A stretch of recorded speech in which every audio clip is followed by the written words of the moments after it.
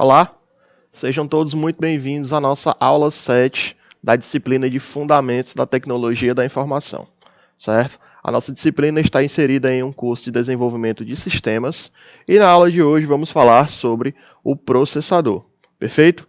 Na aula anterior falamos sobre os dispositivos de entrada, saída e mistos, certo? Sendo que os dispositivos de entrada fornecem entradas para o processador e o dispositivo de saída fornecem uma saída do processador para o usuário. Agora nós vamos estudar o meio de campo, que é justamente o processador. Primeiro ponto é que o processador é representado por esse microchip que vocês estão vendo, certo? Na frente a gente tem as informações da marca e informações sobre geração do processador. A parte de trás é formada por esses pequenos pontinhos amarelos que são os famosos transistores. E só para tirar uma dúvida de vocês, isso não é feito de ouro, né? O material que é feito, o transistor, é silício e outros metais, perfeito? Em sendo o processador, eu posso chamá-lo de CPU ou de UCP. São duas nomenclaturas que a gente utiliza para tratar com o processador, perfeito?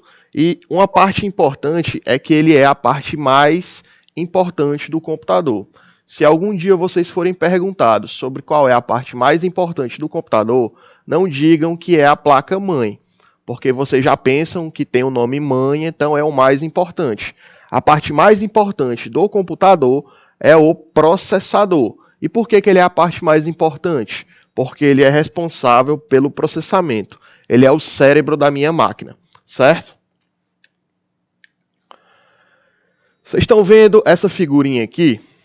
Então, isso daqui nunca foi e nunca vai ser um processador. Isso daqui, na verdade, é um gabinete. E ele é nada mais nada menos do que uma caixa que fica próximo ao meu monitor do computador de mesa e ele serve para guardar a minha placa-mãe, certo? A placa-mãe a gente pode representar por essa figurinha aqui. E a placa-mãe ela é importante para o computador porque ela faz a conexão de todos os outros mecanismos.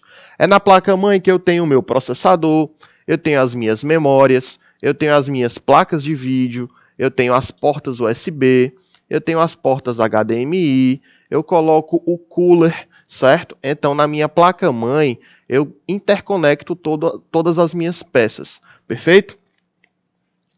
E aí, quando a gente fala do processador, é importante listar algumas funções.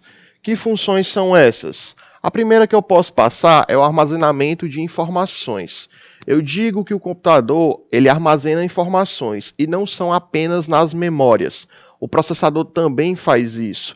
Existe uma pequena memória dentro do processador chamada de registrador. É uma memória de acesso rápido e que também é responsável por esse armazenamento de dados, certo? Eu tenho o processamento dos dados referentes às minhas entradas e saídas. Já que as minhas entradas vão do usuário para o processador e as saídas do processador para o usuário, ele faz esse meio de campo entre as entradas e as saídas. Perfeito? No processador também eu tenho o controle das operações lógicas e aritméticas. O que é operação lógica e aritmética? Quando eu falo em aritmética, estou pensando na matemática, na adição, subtração, multiplicação, divisão e por aí vai. Quando eu falo em comparação lógica ou operação lógica, eu estou falando em comparações. X é maior do que 3, Y é diferente de 5, 2 é menor do que 4. Isso são operações lógicas, certo? E além de tudo isso, o processador mantém o funcionamento de todos os equipamentos da minha máquina. Então, dentre as diversas funções que o processador tem, estou enumerando essas 4 para vocês, certo? Tenham em mente também que o processador ele é formado por um conjunto de microprocessadores. Se eu pegar aquele meu microchip, que é formado por vários transistores, e cortá-lo em 4 pedaços, eu vou danificar o meu processador, porque eu vou quebrar o seu núcleo, mas ele vai continuar sendo um conjunto de transistores. E um conjunto de transistores é um microchip, que é um processador. Então, o processador é formado por microprocessadores. Perfeito? E em sendo um conjunto de microprocessadores, eles trabalham com 2 tipos de entradas, 2 tipos de circuitos. A ausência de energia, que representa o meu circuito fechado, com valor 0, e a presença de energia, que representa o meu circuito aberto, com valor 1, certo? Todos os componentes eletrônicos trabalham com esse tipo de circuito, a entrada de energia e a ausência de energia. Por isso que temos um sistema chamado sistema binário. Perfeito? Mas e para realizar essas funções, como que o processador está elaborado? O processador ele é dividido em 3 partes básicas, certo? A primeira parte que a gente tem é a unidade de controle. A segunda, a unidade lógica e aritmética. E a terceira, os registradores. Se a gente começar falando da unidade lógica e aritmética, a gente tem na sua função, o processamento através de cálculos matemáticos e aritméticos. O seu nome já diz o que ela faz, certo? Quando eu penso na unidade de controle, eu tenho o controle de todas as atividades internas do meu processador. Ele toma decisões, certo?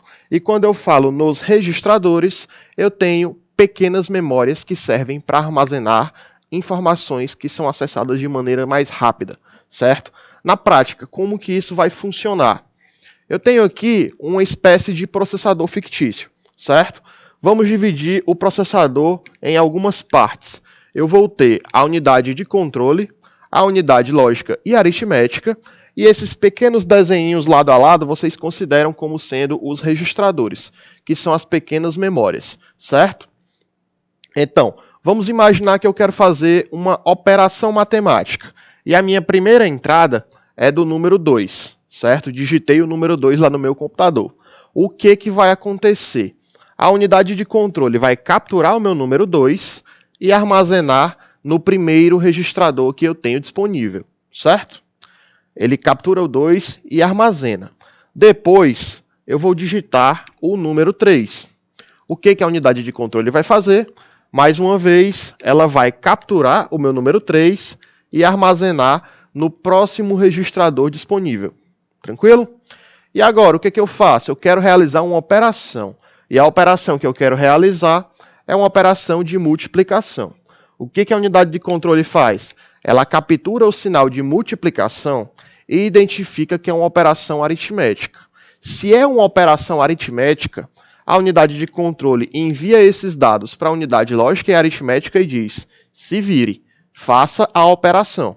Então a unidade lógica e aritmética vai pegar o 2 e o 3, multiplicar, devolver o valor para a unidade de controle, e a unidade de controle vai armazenar o 6, que é o resultado, no próximo registrador, certo? Eventualmente, todos os meus dados dos registradores vão estar cheios, então eu vou começar a liberar a memória desses registradores baseadas em algumas políticas de liberação, mas isso é assunto para outras disciplinas, certo? Com isso, eu encerro o nosso conteúdo da aula de hoje. Na próxima aula, falaremos sobre instruções e clock, que é a frequência com a qual eu busco e executo essas instruções, certo? As atividades complementares referentes ao conteúdo estão disponíveis na plataforma. Peço que vocês leiam o material complementar e tenham todos um bom dia, boa tarde ou boa noite. Até a próxima.